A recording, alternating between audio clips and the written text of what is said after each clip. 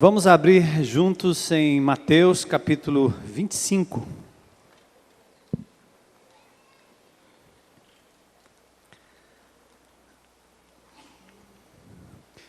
Dar as boas-vindas mais uma vez àqueles que nos visitam, pessoal que também nos assiste pela internet.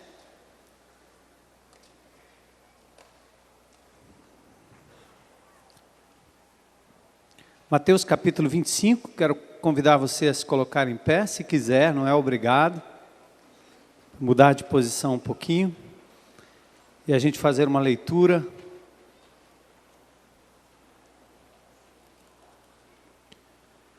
Enquanto você abre aí no capítulo 25, é só para te lembrar que capítulos 24 e 25 de Mateus, Jesus está falando ao povo judeu, seus apóstolos e principalmente aos judeus daquela época sobre o cronograma de Deus em relação ao futuro.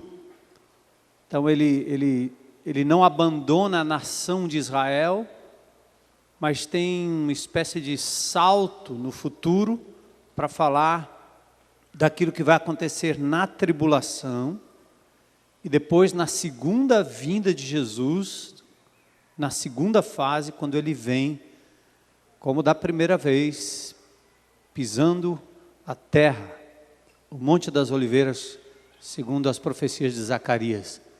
Esse intervalo da 70ª semana, o intervalo entre a 69ª semana e a 70ª semana do livro de Daniel, é o intervalo da igreja de Jesus, composta de judeus e gentios. E a palavra é uma palavra específica que abre o Novo Testamento. Então, aqui Jesus sai do templo, no capítulo 24, lá no verso 1, e quando ele se retira, os discípulos mostram a estrutura do templo, e ele diz, olha, está vendo isso aqui, o templo? Não vai ficar aqui pedra sobre pedra que não seja derribada. Então ele falava tanto em relação ao templo físico, que no ano 70 seria destruído, como o seu próprio corpo, que seria entregue na cruz do Calvário. Depois ele dá uma série de exortações falando sobre a vinda do Filho do Homem. Verso 29 do capítulo 24, logo em seguida a tribulação daqueles dias, o sol se escurecerá, a lua não dará sua claridade, grandes cataclismas. Depois ele fala da parábola da figueira, incitando o povo à vigilância, depois a parábola do bom servo, e o capítulo 25 ele abre com duas parábolas. Primeira parábola das 10 virgens e a parábola dos talentos.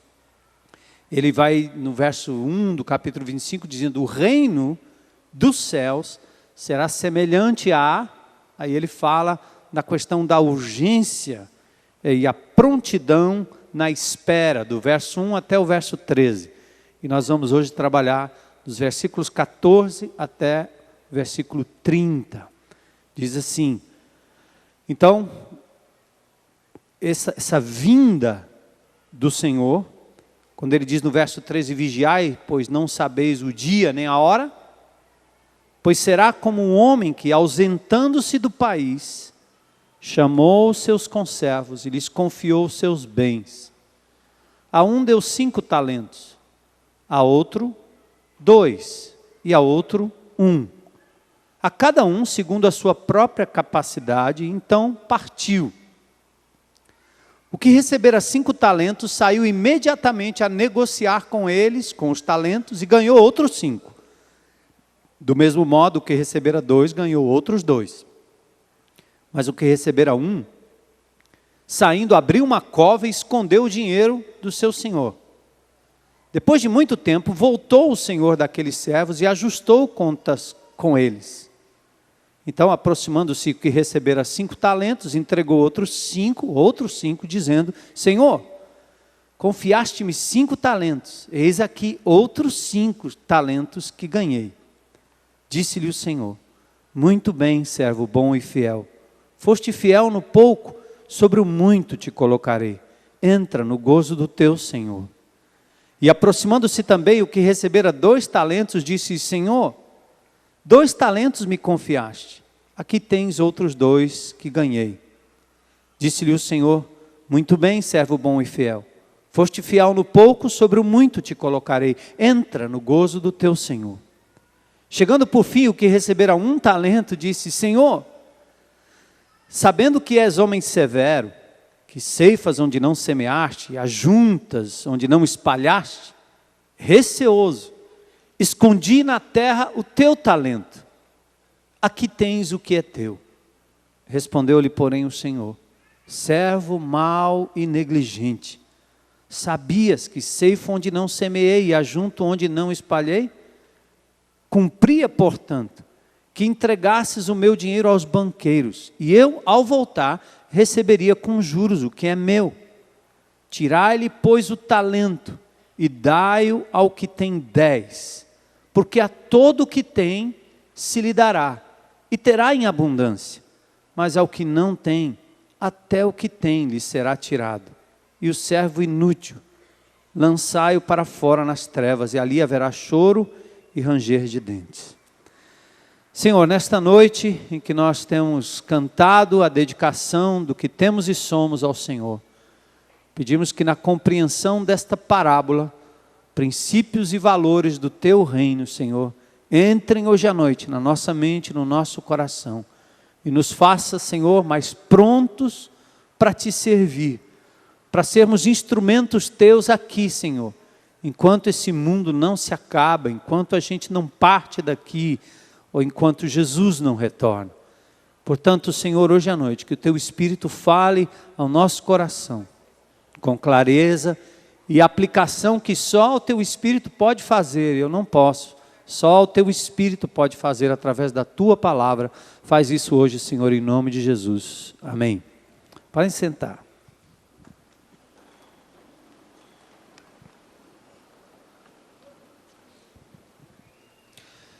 Vamos lembrar novamente que trata-se de uma parábola. Então, é muito estranho e é uma forma de interpretação errônea, quando nós tentamos corresponder cada coisa da parábola com alguém. Então, Jesus usa uma parábola com a linguagem que é a linguagem trivial, como um empresário que vai viajar, deixa sua empresa com 3 gerentes e dá a eles determinada quantia para que eles invistam e depois, no retorno, o gerente, aliás, o dono, receba então os dividendos. Então, quando a gente interpreta a parábola de forma alegórica, isso não é legítimo porque, de novo, é uma parábola que conta um fato da vida real e que ilustra uma verdade espiritual. E a parábola tem um foco central. O foco central aqui é, de verdade, a multiplicação daquilo que Deus tem colocado em nossas mãos. Então, vamos caminhar por aqui, aí você lê um versículo e diz aqui fala de juro, e é para cobrar juro, é para pagar juro, é para ter juro, não tem nada a ver. É só uma ilustração que conta uma situação da vida real e que, de novo, o Senhor ilustra uma verdade espiritual. O cerne da parábola é o que mais nos interessa. Mesmo assim, nós vamos caminhar por entre estes textos. Bom, eu intitulei aqui as oportunidades perdidas. O relógio escatológico, ou seja, que fala dos últimos tempos, aponta para os dias piores. Nós vamos viver tempos de grande angústia, grande perseguição. O aumento da iniquidade e do mal não é uma novidade. Esses dias eu tenho ouvido tanta gente me perguntando se eu assisti um vídeo de um pastor fulano que falou não sei o quê contra a Dilma e o PT. Eu venho falando sobre este governo petista há muito tempo. Que não vai demorar muito, nós vamos ser proibidos de pregar o Evangelho, proibidos de abrir a Bíblia, proibidos de ler a Bíblia em público, nós vamos ser proibidos. E não tem nenhuma novidade, isso não tem nada a ver com A, B, C e D. Nossa luta é contra as hostes infernais que, apavoradas para poder arrebentar com a vida da nossa família, transformar homens e mulheres em coisas totalmente fora do padrão criador de Deus, isso já vem acontecendo há muito tempo e vai piorar mesmo. E nós precisamos continuar atentos para que o Senhor nos dê sobriedade e sabedoria para encontrarmos respostas na palavra de Deus e continuarmos vivendo o Evangelho. E venha o que vier, o Senhor guardará o seu povo, guardará a sua igreja, e Ele nos dá a dica na palavra. Você não precisa de mais ninguém, é só ler a Bíblia. E você vai encontrar na palavra o que Deus espera de você diante deste possível arruinar da família brasileira que vai acontecer por aí, independentemente de quem seja o candidato. Nosso governo atual trabalha veementemente com esse plano de direitos humanos para a destruição da família e para a perseguição direta de quem prega contra o homossexualismo, contra o lesbianismo, qualquer coisa parecida. Ninguém prega contra o homossexual, nem contra a lésbica, nem contra gay ou transgênico, seja o que for. Cada um faz a sua opção. Mas nós vamos continuar pela palavra de Deus, tendo o direito de dizer que isso não é genético, mas que isso é de verdade um desvio comportamental, e há provas e pessoas que saem dessa vida. Nós temos alguns aqui nessa congregação que antigamente viviam nesse estilo de vida e abandonaram, hoje são mães e pais de famílias lavados pelo sangue de Jesus. Amém?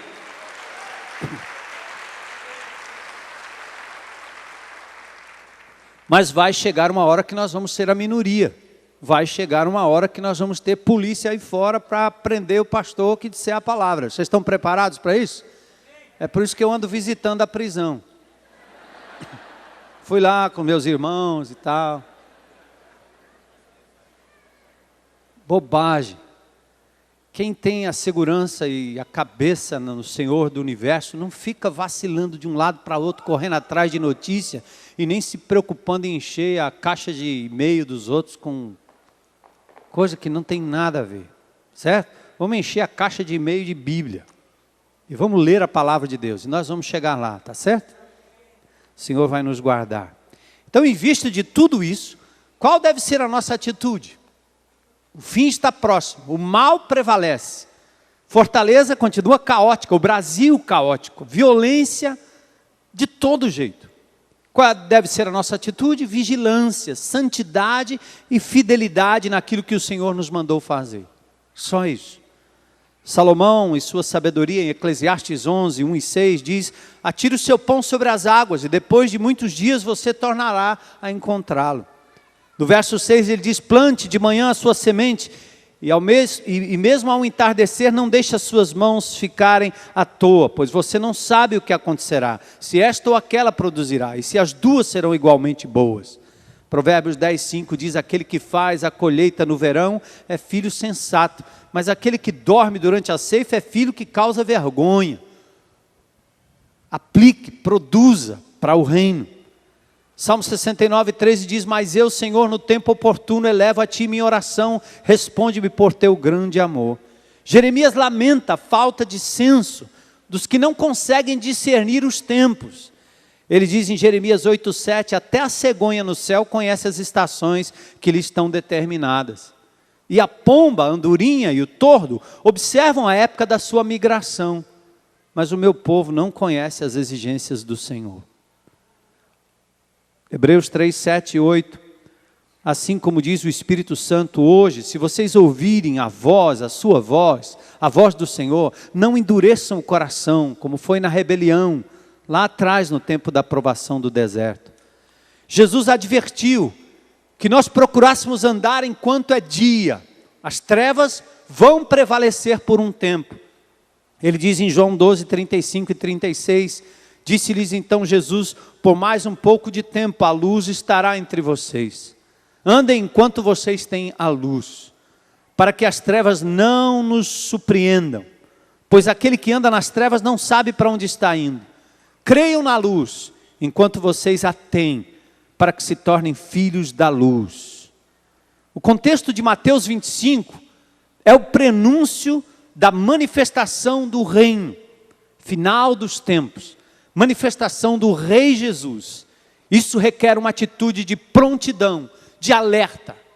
Não é uma atitude beligerante. Não vamos sair por aí querendo bater em todo mundo, se zangando com todo mundo, não.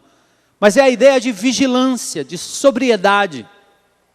As virgens aqui ilustram a prontidão na espera. E os talentos, a prontidão no serviço. Nós fomos deixados aqui por Jesus como embaixadores do seu reino. E temos algo a fazer aqui. Eu não estou aqui para ser pai, marido, pastor. Eu não estou aqui primariamente para ser o que sou, ou fazer o que faço, ter coisas, possuir um apartamento, um carro. Essa não é a finalidade.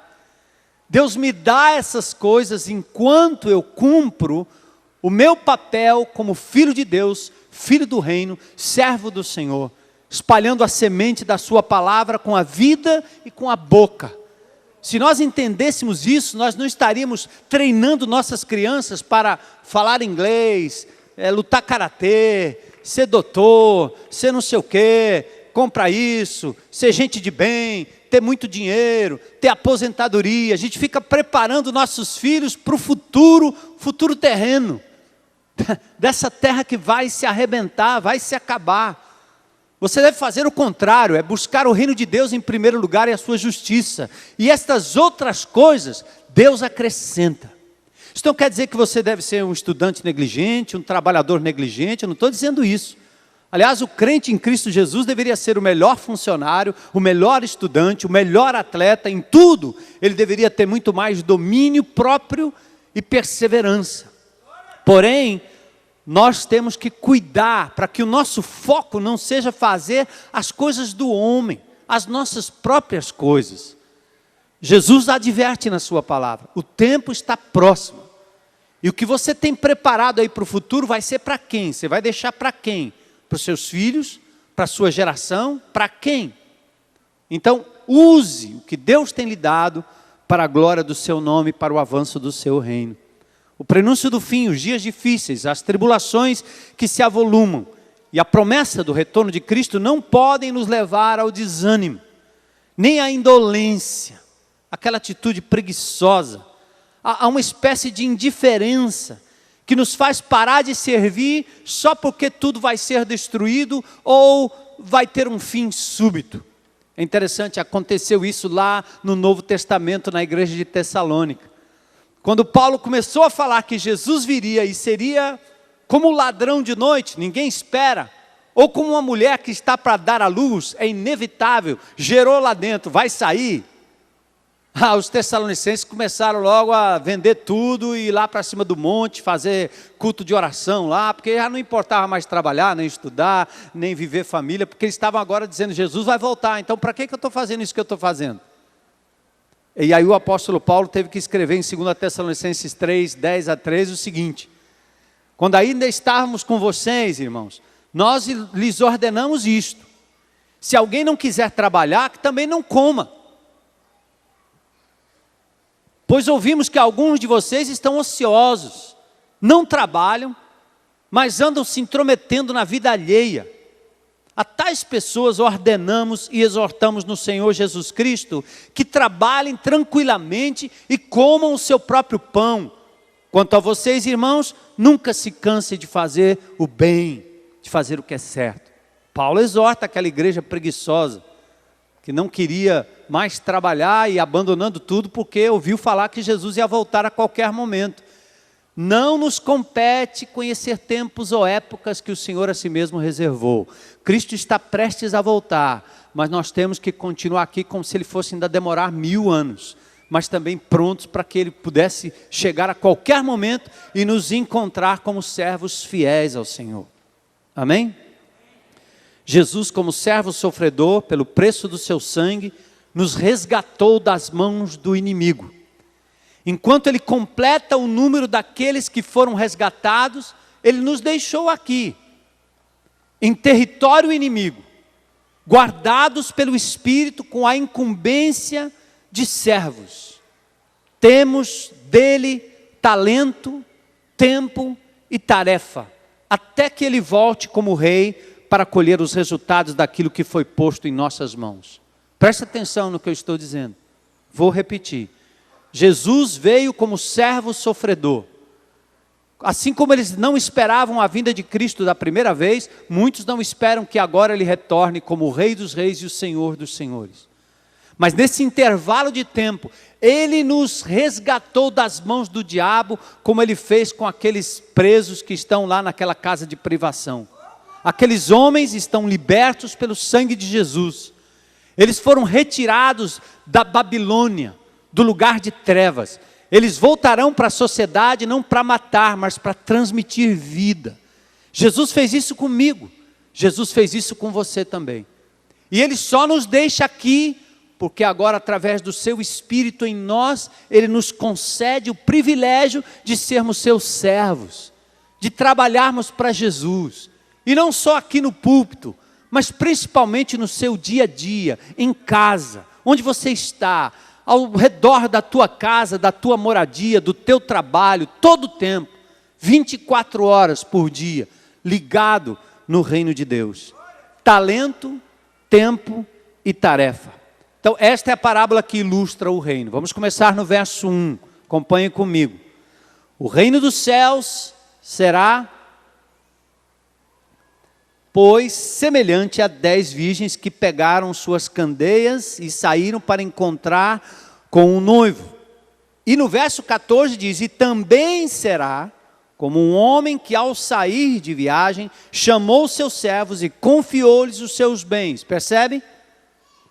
Aqui é uma ilustração desse que sai para uma viagem como o Jesus amado, que foi assunto aos céus, diante dos seus apóstolos, registro que está em Atos capítulo 1.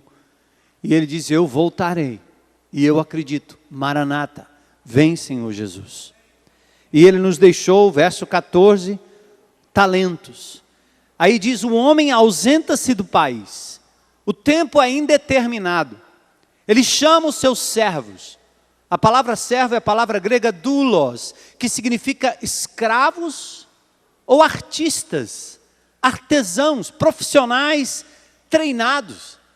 Interessante essa palavra, ela tem uma expansão que vai além da ideia só de servitude, mas cabe também na ideia da pessoa hábil, que sabe fazer alguma coisa, com as mãos, com a mente, com os pés, com o corpo, enfim, doulos, escravos, servos, e confia-lhes seus bens. A palavra talento aqui pode significar dinheiro, ou pode significar também algum tipo de bem. Talentos, dinheiro ou medida de peso, no caso de bens. Queridos, Cristo está à direita do Pai em majestade hoje. E um dia nos chamou e nos deu o Espírito Santo. Fomos batizados com o seu Espírito no dia que cremos no Senhor Jesus Cristo, o qual nos dotou de dons e talentos. Eu fico vendo esses meninos aqui na frente, esse vocal que ensaia, quanto talento. Poderiam estar aí no show business, poderiam estar aí nos palcos fazendo sucesso, porque temos aqui, Deus tem dado a essa igreja talvez os melhores instrumentistas deste estado e alguns aqui até do país. Mas são talentos colocados a serviço do Senhor. São profissionais, mas colocam seus talentos a serviço do Senhor. Porque Deus deu assim.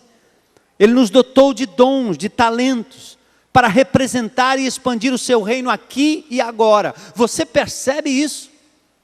Que as habilidades que Deus tem lhe dado não é para você acumular dinheiro, não é para você ser uma pessoa importante, ter o seu nome em algum canto, mas o Senhor quer que esse seu talento, esse seu dom seja usado para a expansão do reino.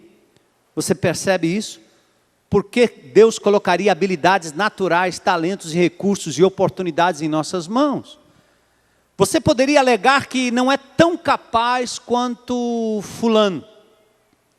E que talvez se você tivesse um pouco mais, talvez você então poderia ser útil. Mas observe o critério divino, preste atenção. Verso 15. A uns ele deu 5, a outro ele deu, a um ele deu 5, a outro ele deu 2, e ao outro ele deu 1 só. Por que ele usou essa medida diferenciada? Interessante.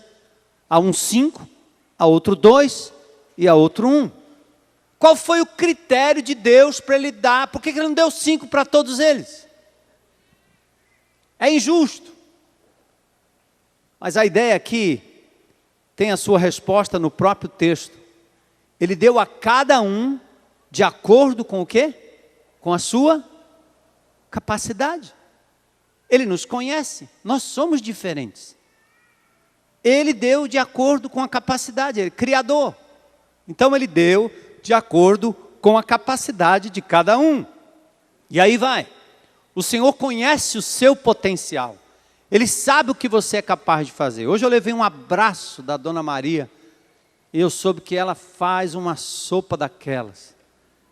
Eu não consigo fazer sopa. Eu vou melar tudo, me queimar. Mas Dona Maria faz uma sopa como ninguém. Quando eu estive em Moçambique, no meio daquela liderança, daqueles pastores, todo mundo muito bem apresentado, tinha um que ele era bem pretinho, assim, como um moçambicano. E ele tinha uma toalha no braço e os dentes brancos. Quase dava para ver só os dentes dele. Bem pretinho. Como meus amigos de infância. Eu fui criado no meio de uma comunidade negra praticamente. Sambista e jogador de futebol, só tinha que viver no meio deles, né? Grandes amigos meus, até hoje. E eu olhava para aquele homem, ele tinha uma toalha. E aquela toalha ele carregava no meio da gente na hora do almoço com uma bacia. Porque naquela bacia a gente lavava as mãos e ele pegava nas nossas mãos, depois pegava a toalha e enxugava as nossas mãos. Ele foi a pessoa que mais me edificou naquele lugar. Fiz questão de ir lá falar com ele. Todo esse aparato aqui, Deus tem dado a algumas pessoas dons e talentos especiais para estarem onde estão. Porque Deus sabe. Nem todo mundo pode cantar como Cris, nem todo mundo pode cantar como Daniel, como Orlando. Mas muitos podem tocar, outros podem pintar, outros podem fazer artesanato, outros podem se colocar à disposição para carregar alguma coisa. Percebe? Pense nas coisas que o Senhor tem dado para você como dom e talento, ou como dons e talentos para você colocar à sua disposição. O soberano Criador conhece a nossa estrutura. Por isso Ele mesmo se encarrega de colocar em nossas mãos aquilo que de fato é possível ser feito, carregado, executado. Pois cada um é tratado individualmente. Mas tem um segredo aqui. Tudo é dado em igual proporção. É na proporção da capacidade de cada um. Diversidade, criatividade, individualidade. É o que Deus faz. Versus a uniformidade que o diabo implementa em todos os regimes doentes, políticos, sociais na nossa sociedade. É o que a televisão tem feito com a gente. Nos torna sempre em busca de uma uniformidade. Nós sempre queremos nos parecer com alguém. Sempre estamos vestindo algo que alguém está vestindo, o Brasil inteiro uniformemente. A indústria uniformemente. Ou estraga a tua saúde vendendo o que fulano está comendo, bebendo a bebida que o outro está bebendo, comprando o carro que o outro tem. Porque você tem que ser igual ao outro. Você tem que conquistar, ser o artista plástico. Todas as novelas acontecem num ambiente fino, onde não tem lugar para simplicidade. Não tem novela feita dentro de um barraco sujo, como muitos que tem por aí. Não tem novela feita na simplicidade. Todos são ícones da uniformidade. Todos têm que pensar a mesma coisa, almejar a mesma coisa, querer a mesma coisa. Esta é a obra do diabo. E nós ficamos criando um sentimento de inveja e deixamos de nos valorizar. Meu cabelo tem que ser igual ao dele, meu cabelo tem que ser igual ao dela. Meu corpo tem que ser igual ao dele, meu corpo tem que ser igual ao dela, senão não presta. E aí vai. Deus não nos fez assim. Ele não nos fez negligentes com a nossa saúde, com o nosso corpo, com a nossa roupa. Mas Ele deu a cada um de nós talentos diferentes. A minha mulher é absolutamente o oposto de mim, em quase tudo. E nós só nos damos bem, a gente só não acabou com a vida um do outro, porque Jesus entrou no meio. E Ele fica lá. E a gente se ama. Aí? Porque eu olho para ela e digo, não é possível que alguém possa ser tão diferente de mim. É possível, Senhor, porque o Senhor colocou nela aquilo que eu não tenho. E o Senhor colocou em mim aquilo que ela não tem. E nós nos completamos para a glória de Deus, porque Deus é um Deus de diversidade. Eu tive 2 filhas totalmente diferentes. Uma é cérebro, a outra é coração. Agora tenho 3 netas totalmente diferentes. Uma é artista. E outra é todo sentimento. E a outra é observadora. Não sai um igual. É assim com você também, amém? Pense na sua vida, do jeito que Deus lhe fez. E dê valor àquilo que você é, não àquilo que dizem acerca de você. Ouça a voz de Deus, não ouça a voz da mídia, nem da sua família, nem dos seus amigos. Ouça a voz de Deus. Por isso não cabe comparação, inveja ou falsa humildade ou soberba. Paulo diz em Romanos 12:3, por isso pela graça que me foi dada, digo a cada um de vocês, ninguém tenha de si mesmo um conceito mais elevado do que deve ter, mas ao contrário, tenha um conceito equilibrado. E aí ele parte, verso 15, o Senhor. Ele partiu. E depois de muito tempo, voltou o Senhor daqueles servos e ajustou contas com eles. Aqui o tempo é igual para todos, 24 horas, ninguém tem mais nem menos. Quando me dizem assim, pastor, o senhor não tem tempo, né? Eu digo, não é questão de tempo, tempo eu tenho, a questão é de prioridade. Todos temos o mesmo tempo. O que fazemos dele é uma questão de prioridade. O teu reino ou o meu reino prevalecerá, Senhor. A tua vontade ou a minha vontade, o que eu vou fazer do meu tempo? A agenda do rei ou a minha agenda? A tua glória ou a minha glória? Um fator complicador é a ausência momentânea do rei. O rei não está. Embora saibamos que o seu Espírito está conosco todo o tempo, é difícil se ver na frente de Jesus enquanto ele não está aqui fisicamente, não é verdade? A gente não se toca que o Espírito está com a gente todo o tempo. E por isso nós temos que usar o tempo para a glória do seu nome. Pense nas coisas que mais ocupam a sua mente. Trabalho é justo até que se torna um escape, uma justificativa para você não estar em casa ou dar tempo para o Senhor, para a sua família. Pense no lazer. Futebol, o jogo, a TV, o computador, a praia, o sítio. São coisas boas, mas que podem tomar prioridade dentro do tempo que dispomos. Por isso a oração de Moisés e a exortação de Paulo cabem bem aqui. Presta atenção, quanto ao tempo. Moisés, no Salmo 90, verso 12, diz, Senhor, ensina-nos a contar os nossos dias de maneira que alcancemos corações sábios. O que ele está querendo dizer? Me ensina, Senhor, a medir o meu tempo, a fazer bom uso do meu tempo, para que eu tenha um coração capaz de ver a vida do teu ponto de vista. E Paulo diz em Efésios 5,16, nós precisamos remir o tempo, ou seja, aproveitar ao máximo o tempo que Deus tem nos dado para viver. A vida é curta. O que o Senhor espera de todos nós? O Senhor espera um igual esforço, não um igual resultado. Presta atenção aqui. O que Deus quer é que você se esforce por Ele. Ele não está preocupado com resultados iguais. Ele está preocupado com que você faça daquilo que Ele deu em suas mãos o melhor possível. O resultado não importa. Se o outro faz isso ou faz aquilo, Deus não está pedindo isso de você. Ele está pedindo aquilo que proporcionalmente Ele colocou em suas mãos. Hora de fazer valer o talento dado e o tempo disponibilizado. Verso 16. O que havia recebido 5 talentos, diz o texto, saiu imediatamente, aplicou-os e ganhou mais 5. O primeiro foi imediatamente investir de modo a duplicar o patrimônio do Senhor. Para o Senhor. Para a glória do Senhor. Verso 17. Também o que tinha 2 talentos ganhou mais 2. O segundo foi, duplicou o patrimônio, demonstrando um esforço semelhante ao primeiro. Olha, presta atenção. Quem tinha 5, ganhou mais 5. Ou seja, ele duplicou. O que fez o outro? Ele tinha 2, ganhou mais. Para ser igual, ele teria que ter ganho quanto? Mais 5. Mas ele ganhou mais 2. Mas o esforço foi o mesmo, porque ele duplicou o que Deus colocou nas suas mãos. Deus te deu habilidade com as mãos, Ele vai querer de você esse tanto.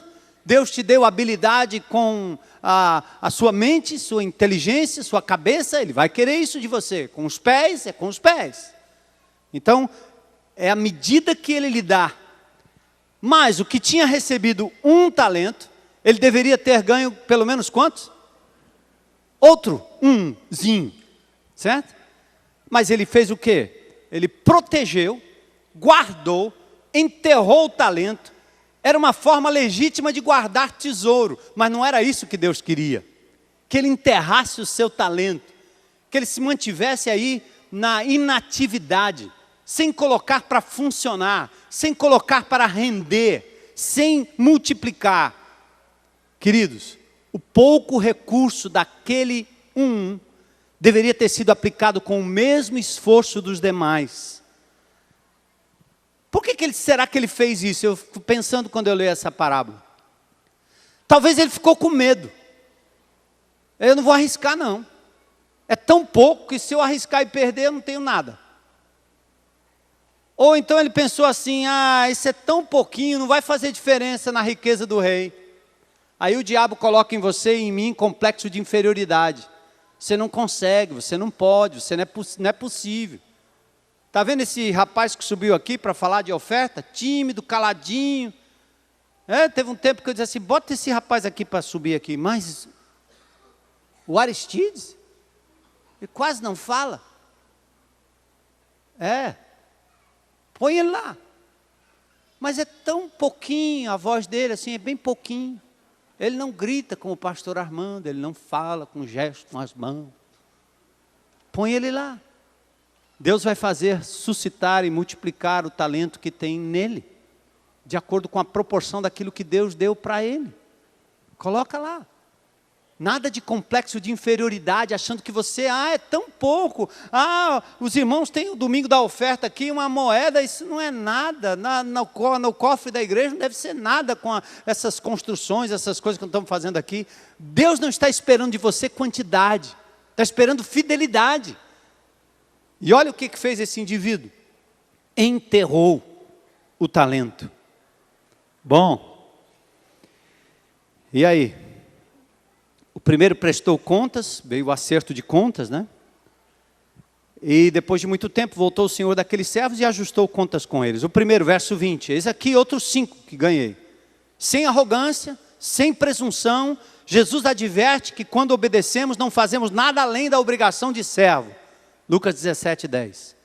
O Senhor reconhece primeiramente o caráter que produziu o resultado. Olha o que ele diz para o seu servo. Primeiro ele fala do caráter do servo. Servo, bom e fiel. Antes de falar do resultado, do lucro, ele fala do caráter. Ele vai te elogiar como pessoa, o seu caráter. Servo bom e fiel. Você foi fiel no pouco, agora sobre o muito te colocarei. Meu querido, preste atenção. Muitas vezes o Senhor não coloca mais coisas nas nossas mãos, porque nós não sabemos usar o pouco que Ele já tem colocado. Atente para isso. Terrível. E vocês vão ver o que vai acontecer aqui mais na frente. Fiel no pouco, fiel no muito. Quando não valorizamos as coisas pequenas, ou deixamos de fazer o que parece tão pouco, perdemos a bênção de frutificar para o reino. Eu me lembro na época que eu, novo convertido, já tinha uma certa liderança, mesmo fora da igreja. Quando eu me converti, eu queria aprender a Bíblia, queria falar para todo mundo, e o pastor lá, apavorado com esse novo convertido, que era um dos piores lá da região, agora na igreja, querendo falar. Aí o pastor disse, eu perguntei para ele, aí, onde é que eu posso, eu queria falar. Aí, pastor, meu filho, você tem que fazer o seminário, não sei o quê. Mas vai demorar muito, pastor. Aí, eu posso falar na favela? Aí eu fui lá na Fernão Dias, lá em São Paulo, numa favela. Aí fui lá na favela e a Heloísa naquela altura, já minha namorada, a gente ia lá para Fernão Dias, pegava aqueles menininhos, tudo nariz correndo, sujinho, e começamos a pregar a palavra. Aí lá na favela, de vez em quando, uns tiros, que a gente tinha que ficar escondido lá com os tiros passando. Aí fomos para um conjunto mais na frente. Pastor, eu quero falar. Ele disse, não, vai, pode ir, vai falando aí. Na igreja não, mas lá... E eu pensando comigo, você não está querendo falar na igreja não, né? Não, eu quero falar diante de Deus, onde que eu quero falar. Posso falar? Aí nós arrumamos naquela época, eu novo convertido, já era empresário, eu tinha uma empresa em São Paulo, e nós compramos uma Kombi, aí arrumamos uma Kombi. Dentro da Kombi tinha sistema de som, tinha um flanelógrafo, a dona Heloísa contava a história, a gente foi para um bairro chamado Jardim Palmira, com o nome da minha sogra.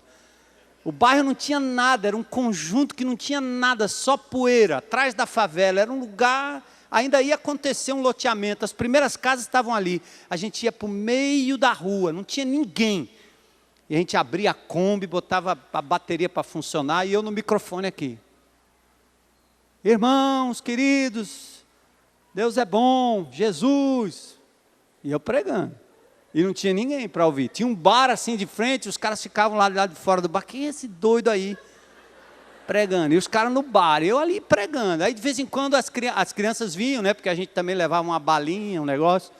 Distribuía bala, o pessoal vinha rápido. Aprendi com os missionários isso aí. Bala e cachorro quente.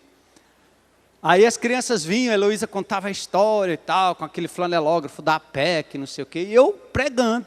E de vez em quando passava um, passava outro. Aí eu fiquei olhando para aquele bar e já tinha assim uma coisa do Senhor mesmo na minha vida, louvado seja Deus por isso. Eu disse, um dia eu vou entrar dentro daquele bar. E foi verdade, não demorou muito tempo, nós entramos dentro daquele bar e aquele bar se transformou num ponto de pregação. E aquele ponto de pregação deixou de ser bar, passou a ser uma congregação.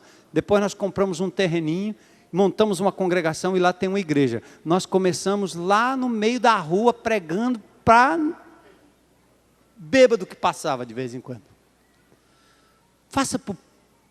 Faça com as pequenas coisas aquilo que o Senhor quer. Faça o melhor. E que privilégio hoje poder pregar para uma igreja que ama Jesus e ama a palavra. É privilégio muito grande. Mas ninguém começa assim. A gente tem que começar com aquilo que Deus coloca na nossa mão, e Ele vai dando, Ele vai dando, Ele vai dando, Ele vai dando, Ele vai dando, Ele vai dando. Preste atenção. É a lógica divina. Seja fiel nas pequenas coisas. Cuide bem das pequenas coisas. Coloca nas mãos de Deus e faça bom uso.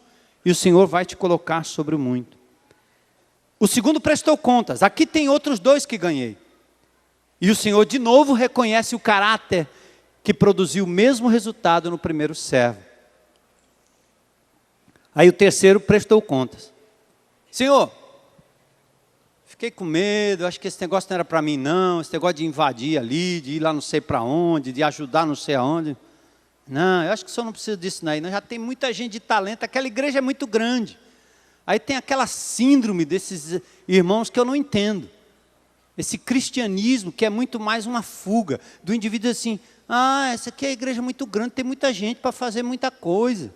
Aí eu vou lá para uma congregação bem pequenininha, porque eu fico lá na congregação pequenininha. 5 anos depois a congregação continua do mesmo tamanho. E não mudou nada ao redor, não produziu nada. Se você vai para algum lugar para ser frutífero de verdade e ver expandir para chegar onde nós estamos aqui, amém. Mas se for por um complexo de inferioridade, de isolamento, tentando enterrar o talento, que isso, meu irmão? Nós somos um exército. Quanto mais gente, melhor para transformar essa cidade decadente, caída. Nós somos um exército de Jesus. Vamos nos unir para a gente poder fazer aquilo que o Senhor tem nos dado a fazer. E Ele vai colocando mais e mais e mais, e a gente vai invadindo e vamos invadindo e vamos invadindo. Faça isso, disponha. O terceiro disse, eu fiquei com medo. Ele não investiu o talento, não produziu nada em prol do seu Senhor, do seu mestre. Outra coisa, ele não perdeu o talento. Ele nem jogou fora como filho pródigo. Ele simplesmente não investiu, não multiplicou, não colheu resultados enquanto esteve ausente o seu Senhor. Desculpas e falta de intimidade com os propósitos do seu Senhor. O servo tem uma visão errônea do seu Senhor aqui, no verso 24, ele diz, homem severo, o senhor é muito severo, ceifa onde não semeaste, ajunta onde não espalhaste. Ele focou no rigor do seu Senhor. como desculpa para não arriscar. Olhou para o lado do rigor do seu Senhor e usou como desculpa para não arriscar. Queridos, receber, usufruir, multiplicar, são as expectativas do rei. Ele coloca nas suas mãos, ele quer que você usufrua da bênção, mas ele quer que você repasse, que você multiplique. Por isso nós temos aqui nesta igreja investido em liderança. Nosso projeto de capacitação hoje é voltado para a liderança, um programa maravilhoso que Deus tem nos dado. Estamos todos trabalhando com muito afinco. Não queremos abrir para um aulão, para todo mundo, não. É para quem sabe que diante de Deus precisa receber para repassar. Receber para repassar. Hoje estive ali no Projeto Curió, hoje cedo, Rosiane e Everardo, não é isso? Lá no Projeto Curió. Uma propriedade fantástica. Do lado de um conjunto de favelas dos mais perigosos dessa cidade. Um casal colocando uma propriedade maravilhosa, já cercada por alguns condomínios na parte da frente, mas na parte de trás é uma favela daquelas brabas, é um conjunto daqueles brabos, um dos piores dessa cidade. Eu olhei para a vida daquele casal e digo, esse homem podia vender esse terreno aqui, ele ia ficar milionário para fazer um empreendimento aqui.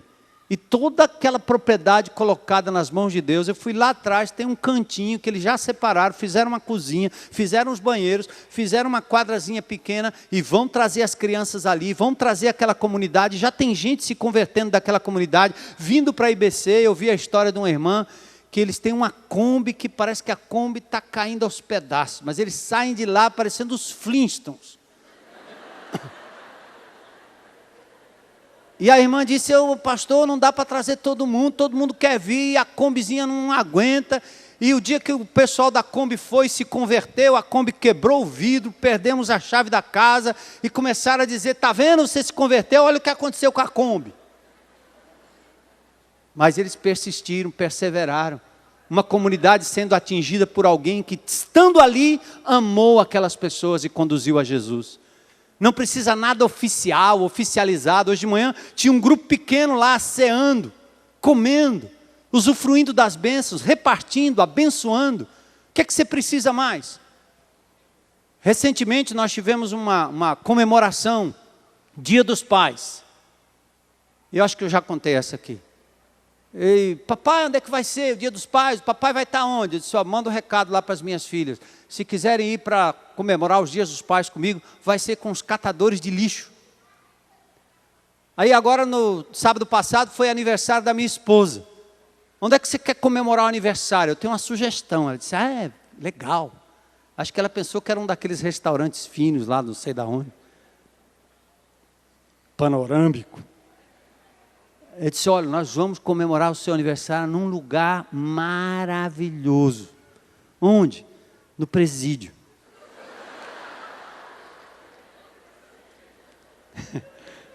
Ela olhou para mim, no presídio? Onde é? Acho que ela pensou que fosse um trote. Sabe aqueles trote? Eu não gosto nem de brincar, mas ela pensou que ele vai me levar para lá, quando chegar lá, nós vamos para um restaurante na colina. Nada, ela não pensou isso. Estávamos lá com a Capitã Kate, né, e naquele vídeo, sábado passado, celebrando a graça e o poder de Deus. Ela saiu de lá maravilhada de ver o poder de Deus. E as filhas perguntaram, mamãe, onde é que você vai estar? No presídio, bora lá. Eu acho que os genros pensaram, esse velho está ficando ruim da cabeça. Arruma outro lugar aí para a gente comemorar. E depois? Vou fazer o que depois? Depois, rapaz?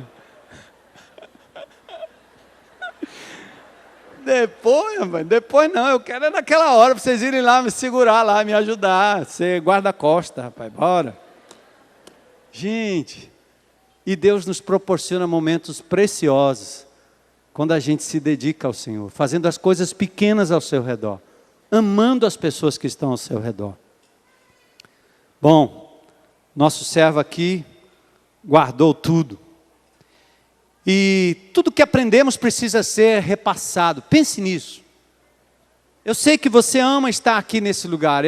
Esse lugar é muito especial. Essa tenda, essa propriedade, esse momento, a palavra de Deus, aquilo que vem do nosso coração é muito especial. Mas em nome de Jesus, não vem aqui só para reter. Vem aqui para aprender, anote, aprenda. Procure praticar essa verdade e passar adiante. Copie, peça cópia, faça o que for, reproduza isso para a glória de Deus. Me lembro de Esdras, no capítulo 7, verso 10, que texto fantástico. Diz que Esdras se dedicou a estudar a palavra, a praticar a palavra e a ensinar a palavra. Esdras queria estudar a palavra, praticar a palavra e ensinar a palavra. Esdras 7:10. O nosso treinamento de liderança aqui não é seminário, não.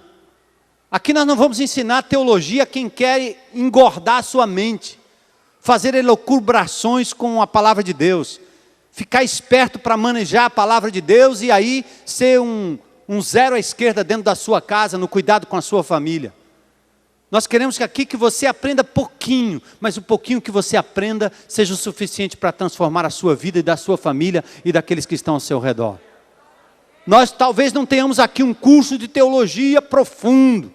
Se você quiser essa profundeza toda, é melhor você ir sendo glorificado e encostar lá com Jesus, lá pertinho. Porque aqui na terra nós temos que andar de acordo com aquilo que nós temos alcançado. Quando eu estava no seminário, aprendendo lá fora do país, lá no início, onde tudo era obrigado a ir para seminário, porque senão o indivíduo era excomungado do pastorado, começou a me dar, foi uma angústia de ver como se estudava a Bíblia sem nenhuma relação com os bêbados da cidade. Estudava-se a palavra de Deus num centro da teologia mundial. As maiores bibliotecas, os maiores editoras estavam naquela cidade. Mas ninguém se dispunha a ir pregar para os bêbados no centro da cidade, porque estavam muito ocupados com as teses teológicas. Será que o Senhor vai requerer alguma coisa desses? Eu sei que Ele vai requerer de mim e vai requerer de você. O quanto você já sabe, meu irmão. Nós temos grupos pequenos aqui nesta igreja que se nós juntássemos todos, era a mesma coisa que ter Calvino, Zwinglio, Lutero, Billy Graham, tudo junto. Crentes antigos, estão há anos na IBC, fazem parte do mesmo grupo pequeno. Eu tenho vontade de entrar lá uma hora e implodir o negócio. Está vendo o que está aqui? Não vai ficar pedra sobre pedra.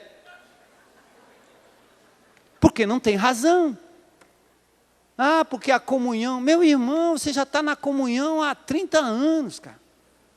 Pega essas ovelhinhas novas que Jesus está trazendo e passa para elas o pouco que você sabe. Multiplica esse grupo pequeno que tem 10 casais em 10 grupos pequenos de 10 que não sabem nada. E você passa adiante em nome de Jesus. Glória a Deus. Sabe por quê? Os grupos pequenos que estão florescendo são aqueles das pessoas mais simples. Como alguns pastores me perguntam, pastor, você tem coragem de entregar um grupo pequeno na mão de um bebezinho? Eu disse, porque ele não é para ser professor, é para ser exemplo. Quando ele aprende um, ele pratica um. Quando ele aprende dois, ele pratica dois. Vira exemplo. E o Espírito de Deus age através da membresia e floresce grupos maravilhosos. E aqui tem doutores da lei, que às vezes são legalistas, são indivíduos truculentos, que ficam dizendo besteira, fazendo besteira por aí, e acabam não se doando para a obra. Sabe o que Deus vai fazer? E faz, está aqui, ó. Enterrou o talento, está guardadinho, acumuladinho. Olha a consequência da negligência. Talento tirado, verso 28. Entregue ao que tinha multiplicado. Apesar do rendimento, o servo ficava com tudo. O servo infrutífero demonstra o seu caráter. Servo mau e negligente. Ao invés de estar repassando com amor e carinho, se colocando à disposição de Deus, está engordando, acumulando, usando aquilo como arma contra as pessoas, e não como instrumento de misericórdia. Servo mau e negligente. Aí o verso 29 diz, pois a quem tem, o quê? mais será dado. E terá em grande quantidade. Mas a quem não tem, não é que não tenha, Deus deu, é aquele que não multiplicou, até o que tem lhe será tirado. É o princípio da infidelidade. Os que têm recebem mais, os que não têm perdem até o que tinham. E aí vem no final uma frase pesada, né? Lancem fora o servo inútil nas trevas, onde haverá choro e ranger de dente. A declaração radical indica que fé sem obras é morta. E com isso a negligência pode representar uma negação do próprio Senhor ou uma negligência que cabe uma disciplina divina. A ideia de fogo e ranger de dente não é só inferno, não. É uma parábola, lembra? E o judeu, tudo que não prestava, ele jogava no lixo. Era um local que tem ali em Jerusalém, próximo, que era um lixão. Ficava fumegando lá todo o tempo. Por isso, o que não presta, joga no lixo. E o que o Senhor está dizendo é isso aqui: esse cara é um negligente, joga ele lá. Deixa ele nas trevas aí. As possibilidades desse tipo de serviço, ou desse tipo de servo, né?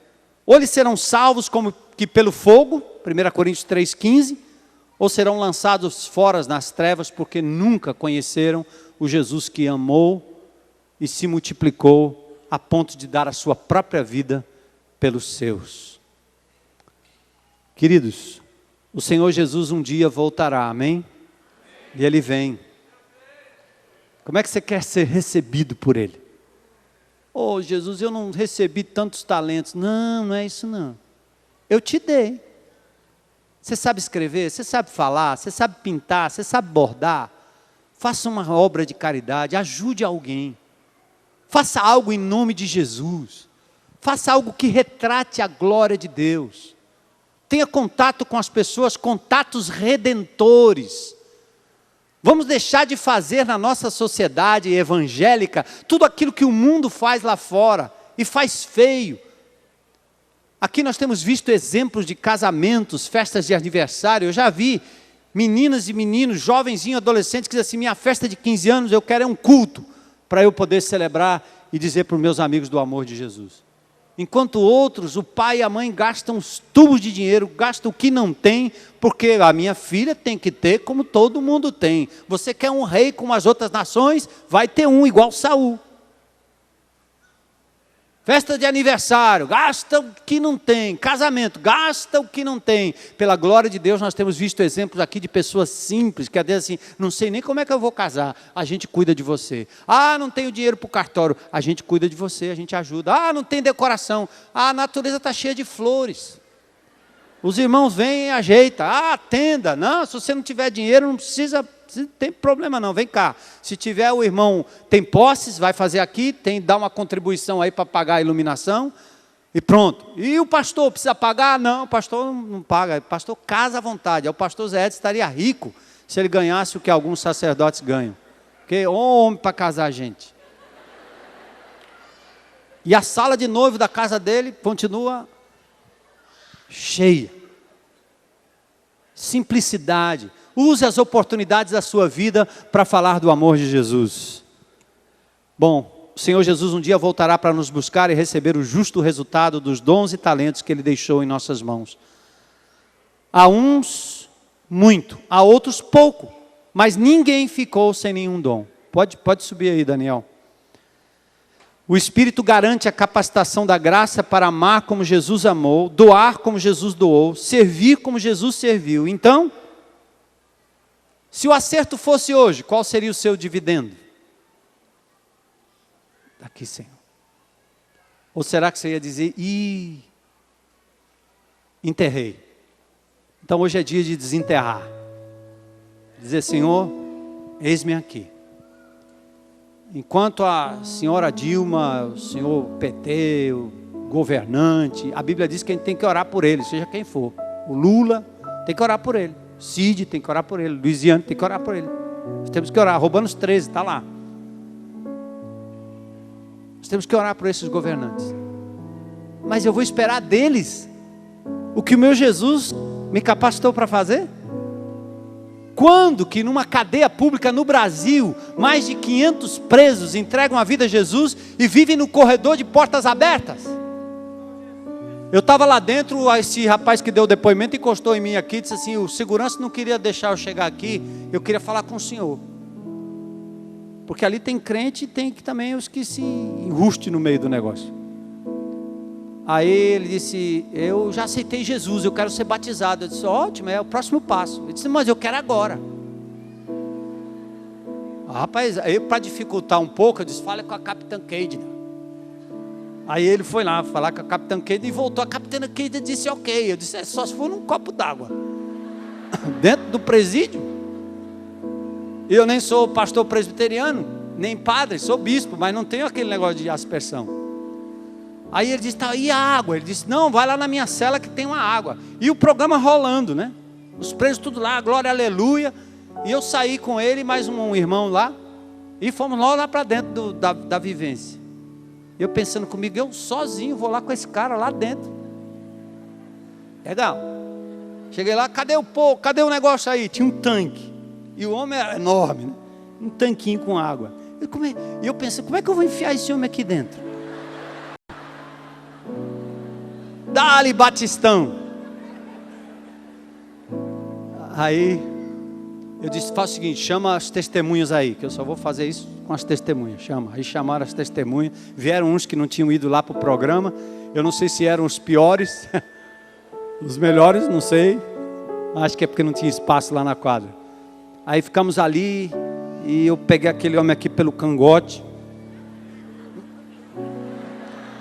Em nome do Pai, do Filho e do Espírito Santo. Pum. Aí eu tirei a mão e ele não saía não.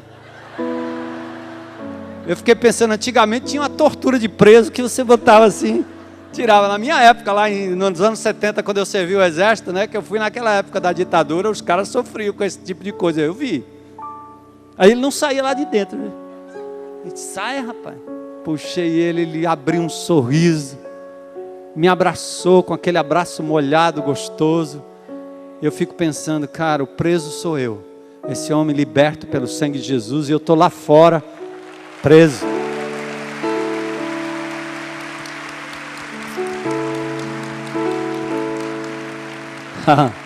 Quero fazer um convite para você. Desenterra o teu talento. Vem comigo. Vem com a gente. Faça lá no seu bairro. Abre a boca. Conte para o seu grupo pequeno. Faça como grupo pequeno. Faça como indivíduo. Faça como família. Abra-se para o que está ao seu redor. E o partido de Jesus, do Rei Jesus, vai transformar esta cidade antes que ela se destrua. E o Senhor voltará para buscar o seu povo. Eu acredito que quando a última alma for levada aos pés de Jesus, o arrebatamento vai acontecer. E eu quero ajudar a apressar a volta de Cristo, falando aos quatro ventos, e reunindo debaixo desta tenda, daquela outra ali, seja do que for, nas comunidades, onde for. Desenterra seu talento hoje à noite. Diga: Senhor, eu estou aqui. Baixe sua cabeça em oração, em nome de Jesus.